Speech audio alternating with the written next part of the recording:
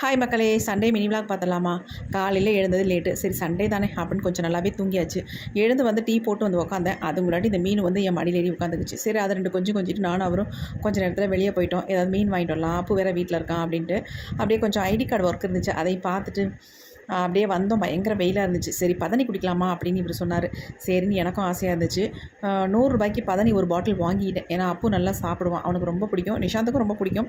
இருந்தாலும் நிஷாந்த் இப்போ இங்கே இல்லை, காலேஜில் இருக்கிறதுனால அப்பு மட்டும்தான் வீட்டில் இருக்கான். அதனால் 100 ரூபாய்க்கு அவனுக்கு ஒரு பாட்டில் வாங்கியாச்சு. வாங்கி பேக்கில் வச்சுட்டு இவர் சொன்னார், எனக்கு தாகமாக இருக்குது, நம்ம இங்கேயே குடிச்சிக்கலாம் அப்படின்னு சொன்னார். சரி நானும் அவரும் மட்டையில் குடித்தோம். இது வரைக்கும் நான் மட்டையில் எல்லாம் இந்த மாதிரி பதனி குடித்ததே இல்லை. அவர் குடிச்சிட்டு வச்சுருந்த மட்டையிலே நானும் வாங்கி குடிச்சிக்கிட்டேன். நல்லா தான் இருந்துச்சு. இந்த வெயிலுக்கு சூப்பராக இருந்துச்சு குடிக்கவும்.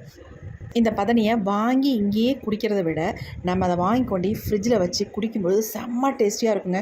நான் வந்து பெரும்பாலும் குடித்ததே இல்லை, ஆனால் ஃப்ரிட்ஜில் வச்சு அதுக்கப்புறமேட்டு இந்த பசங்கள்லாம் குடிக்கிறானுங்களே, சரி நம்மளும் கொஞ்சம் குடிக்கும்போது அதோட டேஸ்ட் அப்போ தான் தெரிஞ்சுது. அதுலேருந்து அடிக்கடி வாங்க ஆரம்பிச்சிட்டோம். சரி நேராக அப்படியே மார்க்கெட் வந்துவிட்டோம், மீன் வந்து வாங்கிக்கலாம் அப்படின்ட்டு.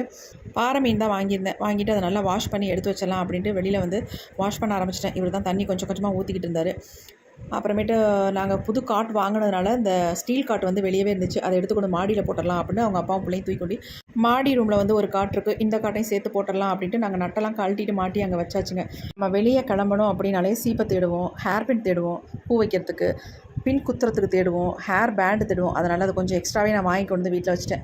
கொஞ்சமாக மீன் போட்டு குழம்பு வச்சுட்டேன். ஏன்னா அந்த குழம்புல இருக்க மீன் நான் மட்டும்தான் சாப்பிடுவேன். ஃப்ரைனா 2 பேருமே சாப்பிடுவாங்க, அப்பாவும் அவங்க அப்பாவும். அதனால் கொஞ்சம் குழம்பு எல்லாருமே ஊற்றிப்போம். அவருக்கும் பிடிக்கும், நான் வச்சா தான் பிடிக்கும் மீன் குழம்பு. வேறு யார் வச்சாலும் சாப்பிட மாட்டாங்க, கவிச்சடிக்குது அப்படி இப்படின்னு சொல்லுவாங்க. அது மாங்காய் போட்டு வைக்கணும்னு சொல்லுவாங்க, அப்போ தான் அவருக்கு ரொம்ப பிடிக்கும். அதனாலேயே பெரும்பாலும் எங்கேயாவது மாங்காய் கிடச்சிதுன்னா தேடி பிடிச்சி வாங்கி போட்டு வச்சுருவேன்.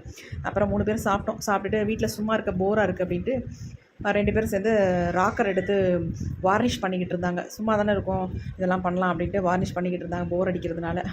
நான் அதை வேடிக்கை பார்த்துக்கிட்டு இருந்தேங்க. இன்றைக்கி அப்படி தான் பொழுது போணுச்சு. சண்டே ஹாப்பியாக தான் இருந்துச்சு.